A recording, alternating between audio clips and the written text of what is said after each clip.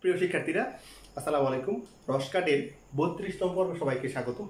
আজকের ক্লাসে আমরা যে জিনিসটা শিখবো, এটা তোমরা যখন ষষ্ঠ শ্রেণী, সপ্তম শ্রেণী এবং অষ্টম শ্রেণীতে, অর্থাৎ যখন ষষ্ঠ শ্রেণীতেই পড়া শুরু করেছো, অর্থাৎ পিএসসি পাস করার পরে, তখন থেকেই কিন্তু বিজ্ঞান বইয়ের মধ্যে এসিড, লবণ, ক্ষার এই তিনটা শব্দের সাথে খুবই পরিচিত।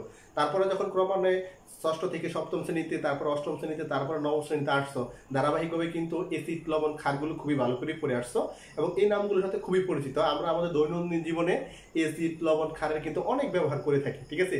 তো আজকে ক্লাসে আমরা কোনগুলো এসিড, কোনগুলো ক্ষার, কোনগুলো লবণ, ঠিক আছে, আমরা খুব সহজে, তোমাকে যদি বলা হয় এটার নাম কি, তুমি খুব সহজে বলে দিতে পারো এটা এসিড, এটা লবণ, এটা কি ক্ষার, ঠিক আছে।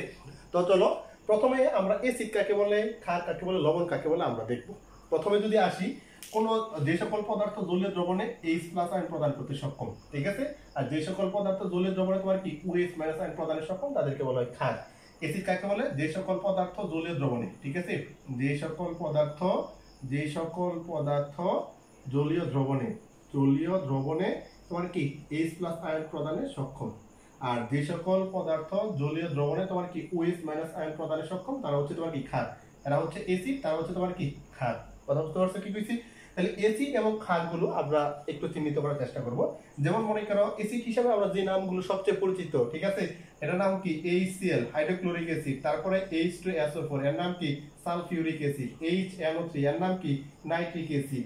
H2CO3, এর নাম কি কার্বনিক অ্যাসিড, ঠিক আছে। তারপরে হচ্ছে CH3COOH, ঠিক আছে, এর নাম হচ্ছে ইথানোয়িক অ্যাসিড, বা আমরা অনেক সময় অ্যাসিটিক অ্যাসিড হিসেবে জানি, ঠিক আছে।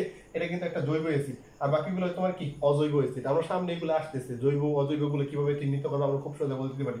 এই যে আমরা লিখলাম HCl, লিখলাম H2SO4, HNO3, H2CO3, CH3COOH, এরা সবাই কিন্তু অ্যাসিড, ঠিক আছে।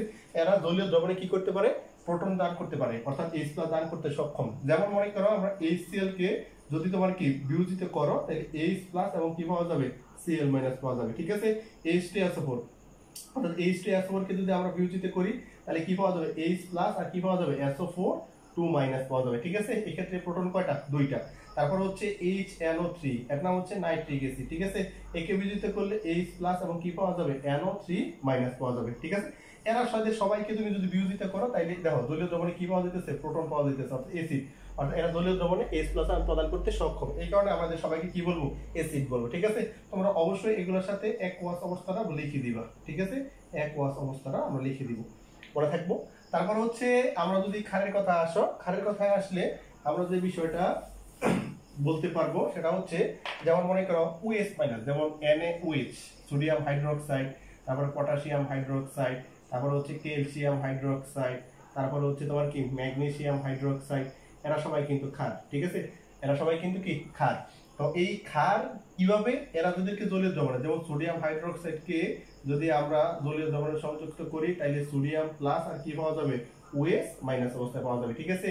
এরা সবাই কোন অবস্থায় থাকবে, একোয়াস অবস্থায় থাকবে। কোন অবস্থায় থাকবে, একোয়াস অবস্থায় থাকবে। তারপর হচ্ছে পটাশিয়াম হাইড্রোক্সাইড, একে যদি আমরা তোমার কি করি, জলীয় দ্রবণে বিয়োজিত করি, তাহলে পটাশিয়াম প্লাস আর কি পাওয়া যাবে, OH- পাওয়া যাবে, ঠিক আছে।